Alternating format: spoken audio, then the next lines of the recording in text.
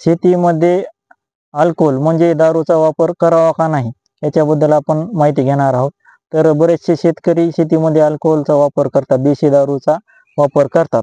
तर त्याच्यामध्ये अल्कोहोल 3 प्रकारचे असतात, मिथेनॉल, इथेनॉल आणि आयसोप्रोपेनॉल। ह्या 3 प्रकारचे अल्कोहोल आपल्याला दिसून येतात।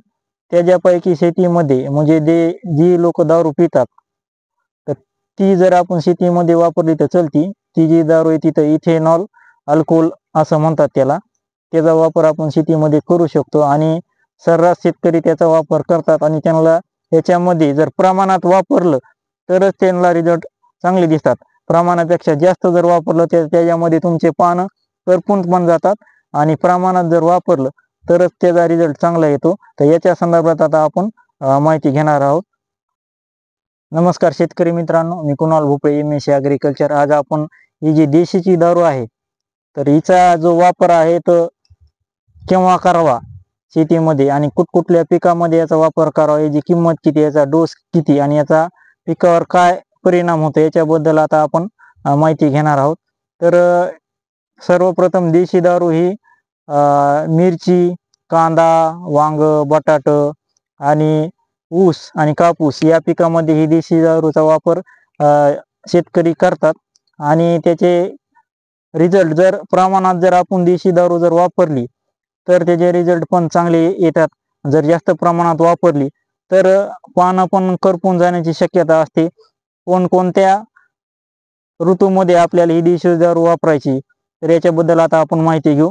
तर सर्वप्रथम देशी दारू ही आपल्याला उन्हाळ्यात वापरायची नाही, ही गोष्ट लक्षात घ्या। पावसाळ्यात आणि हिवाळ्यात तुम्ही देशी दारू फवारणीसाठी वापरू शकता। आता देशी दारूचा जो वापर शेतकरी करतात तर टॉनिक म्हणूनच जास्त वापर याचा करतात। त्यांना याच्याबद्दल माहिती नाही की हे कीटकनाशक आणि बुरशीनाशक म्हणून पण काही प्रमाणात काम करतं। तर याचा जो डोस आहे तर आपण त्या डोस बद्दल आता माहिती घेणार आहोत। तर प्रति लिटरला 1 ml असं जर आपण देशी दारू वापरली तर आपल्याला याच्यामध्ये चांगले रिझल्ट दिसून येतात। तर याचं जे पर्सेंटेज जे असतं देशी दारूचं तर 42.8 VV 42.8 VV हे जे पर्सेंटेज आहे तर हे जे पर्सेंटेजची दारू असेल तर ती आपण वापरावी प्रति लिटरला 1 ml म्हणजे 15 ते 16 लिटरच्या पंपाला किंवा 20 लिटरच्या पंपाला 40 ml पर्यंत आपण याचा वापर केला तर आपल्याला काही रिझल्ट याच्यामध्ये चांगले दिसून येतात। जर जास्त प्रमाणात जर आपण वापर केला तर आपलं पीक याच्यामध्ये करपू शकतं आणि आपल्याला रिझल्ट याच्यामध्ये चांगले येणार नाही। प्रमाणातच आपण याचा वापर करावा। ही कुठल्या पिकामध्ये आपण वापरायला पाहिजे याच्याबद्दल आता आपण माहिती घेणार आहोत।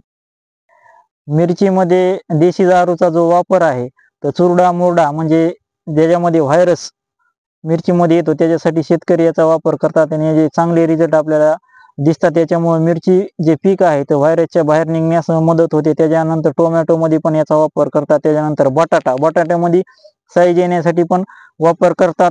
त्याच्यानंतर ऊसामध्ये टनेज निघण्यासाठी पण याचा वापर चांगल्या प्रमाणात होतो आणि फुटवा निघण्यासाठी पण याचा वापर होतो। आणि त्याच्यानंतर कापूस पिकामध्ये जर वाढ होत नसेल आणि तुमची साईज येत नसेल बोंडाची तर त्याच्यासाठी पण याचा वापर आपण करू शकतो। त्याच्यानंतर आणखीन दुसरे भरपूर पीक आहेत, कांद्यामध्ये पण सर्रास याचा वापर होतो। ग्रीनरी वाढते, कांद्याची साईज वाढते। त्याच्यानंतर मेथीच्या भाजीवर जर याचा आपण स्प्रे घेतला तर आपली मेथीची भाजी पटकन तोडणीस येते। भाजीपाल्यावर पण शेतकरी याचा वापर करतात। वापर करताना फक्त जमिनीमध्ये ओल असणं आवश्यक आहे। जास्तीत जास्त टॉनिक म्हणून शेतकरी याचा वापर करतात। जर जमिनीमध्ये जर ओल नसेल तर आपले जे पीक आहे किंवा झाड आहे त्याचे पान आहे तर ते करपून जाऊ शकतं, कारण की ही दारू एकदम कडक असते त्याच्यामुळे ते जळून जाऊ शकते एखाद्या वेळेस। त्याच्यामुळं नाजूक जे पान आहेत त्याच्यावर हे वापर करताना एकदम कमी प्रमाणातच वापर करावा। 20 लिटरला 40 ml याप्रमाणे जर वापर केला तर आपल्याला याच्या प्रत्येक पिकामध्ये चांगले रिझल्ट आपल्याला याच्यामध्ये दिसून आलेले आहेत। देशी दारूचे रिझल्ट मी घरी पण वापरून पाहिलेली। हे पहा, कापसावर आम्ही वापर याचा केलेला आहे। हाईट पहा कापसाची किती मोठी हाईट झालेली याची कापसाची आणि याला माल पण भरपूर लागलेला आहे। थंडीमध्ये याचा जर वापर केला आपण तर थंडी झाडाला जाणवत नाही कुठल्याही प्रकारची, कांदा असो कापूस असो किंवा इतर ऊस पीक असो, आणि त्याला एक टॉनिक टाइम काम करतं ते, आणि त्याची भूक वाढवतो. देशी दारूमुळे भूक वाढते. फक्त तुम्ही जमिनीमध्ये पाणी हे दिलेलं पाहिजे, खाली वळली पाहिजे जमीन, आणि तुम्ही जर त्याचा स्प्रे जर घेतला तर तुम्हाला हे जबरदस्त रिझल्ट याच्यामध्ये दिसतात. बघा हे किती पाती लागली त्याला कापसाला. आता थोडे थंडीचं सीझन आहे त्याच्यामुळे आम्ही हे फवारून बघितले. 10,000 ppm च्या निमार्कासोबत मी कापसावर याचा स्प्रे घेतलेला आहे. त्याच्यामध्ये मला देशी दारूमुळं चांगला रिझल्ट आला. निमार्क आणि हे देशी दारूमुळं निमार्क वापरलेलं आहे मी 40 ml प्रति पंपाला, आणि देशी दारू ही 40 ml वापरली, आणि त्याच्यासोबत शॅम्पूची एक पुडी वापरलेली, आणि त्याचा मला चांगला रिझल्ट याच्यामध्ये दिसून आलेला.